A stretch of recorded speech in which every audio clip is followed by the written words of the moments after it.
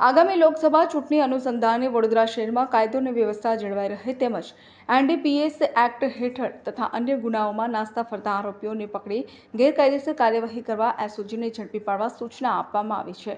વડોદરા શહેર વિસ્તારમાં એસઓજીની ટીમ પેટ્રોલિંગમાં હતી તે દરમિયાન જેપી રોડ પોલીસ સ્ટેશનના ટ્રાફિક ઇમોટલના કેસમાં વોન્ટેડ આરોપીઓ વિપુલગીરી, ચતુરગીરી ગોસ્વામી તથા બલબીરસિંહ ઉર્ફે બંટી પરમજીતસિંહ સાંગા કિસ્મત ચોકડી પાસે આવનાર હોય એસઓજીની ટીમને બાતમી મળી હતી।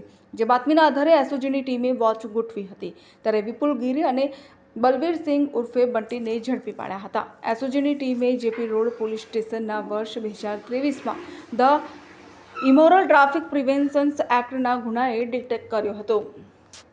Bureau report Vadodara. સમાચારોના સતત અપડેટ મેળવવા માટે અમારી ચેનલને સબસ્ક્રાઇબ કરો અને જોડાયેલા રહો ફેસબુક, ઇન્સ્ટાગ્રામ અને ટ્વિટર પર।